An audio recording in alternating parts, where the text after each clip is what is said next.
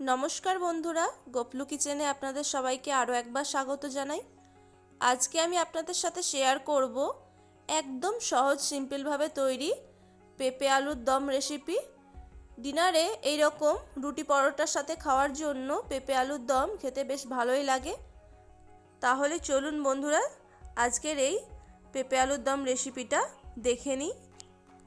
এখানে আমি প্রায় 400 গ্রামের মতো পেঁপে কেটে নিয়েছি।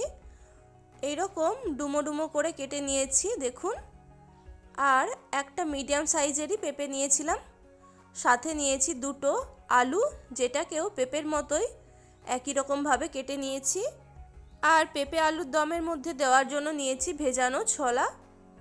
এবার কড়াইয়ের মধ্যে দিয়ে দেব 2 টেবিল চামচের মতো সর্ষের তেল। তেল একটু ভালো করে গরম করে নিয়ে ওর মধ্যে আগে আলুগুলোকে দিয়ে দেব। আলুগুলো প্রথমে হালকা একটু ভেজে নেব।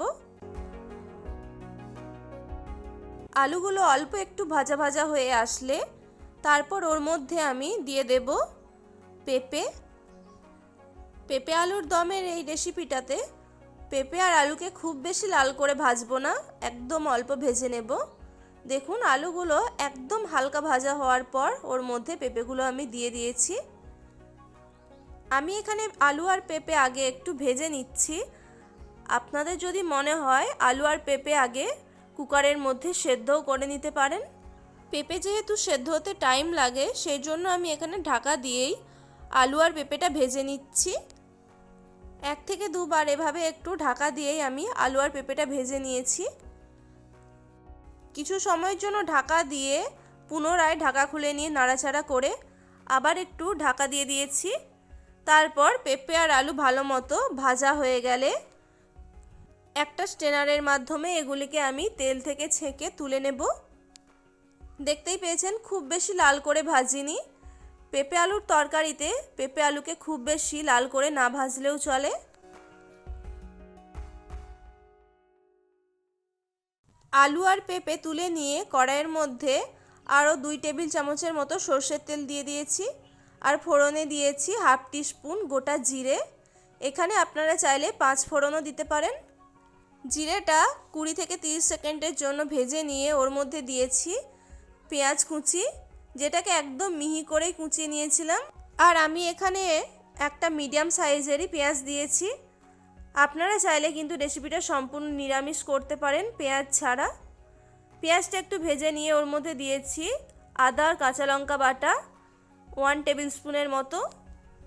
মশলাটা অল্প একটু ভেজে নিয়েই ওর মধ্যে দিয়ে দেব হাফ টিস্পুন হলুদ গুঁড়ো, হাফ টিস্পুন কাশ্মীরি লঙ্কার গুঁড়ো আর স্বাদ মতো লবণ। এখানে আমি আর অন্য কোনো গুঁড়ো মশলা অ্যাড করছি না, যেহেতু একদম অল্প মশলা দিয়েই রেসিপিটা বানাচ্ছি। মশলাটা একটু ভেজে নিয়েই ওর মধ্যে আমি দিয়ে দেব টমেটো বাটা।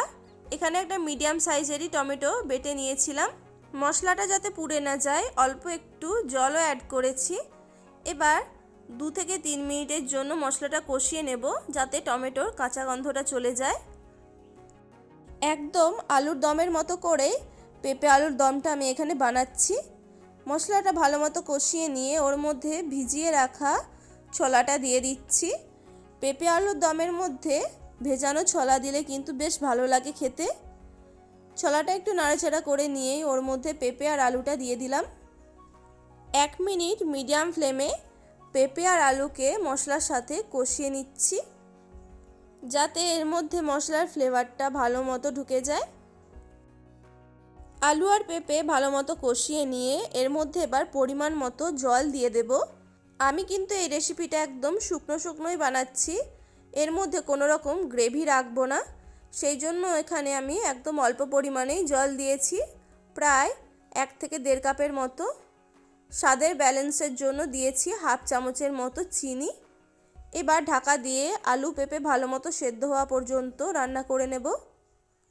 প্রায় 7 থেকে 8 মিনিটের জন্য আমি এখানে ঢাকা দিয়ে রেখেছিলাম মিডিয়াম ফ্লেমে।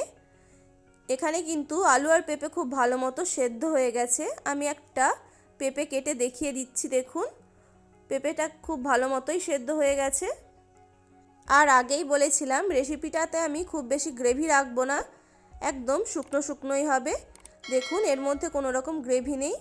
এবার সবশেষে এর মধ্যে আমি একটু ভাজা জিরের গুঁড়ো ছড়িয়ে দিচ্ছি। ব্যাস সব কিছু ভালো মতো মিশিয়ে নিলেই আজকের এই পেঁপে আলুর দম রেসিপি একদম রেডি। ডিনারে এইভাবে পেঁপে আলুর দম বানিয়ে নিতে পারেন রুটি পরোটার সাথে খাওয়ার জন্য, বেশ ভালোই লাগে। সবাই ভালো থাকবেন, ধন্যবাদ।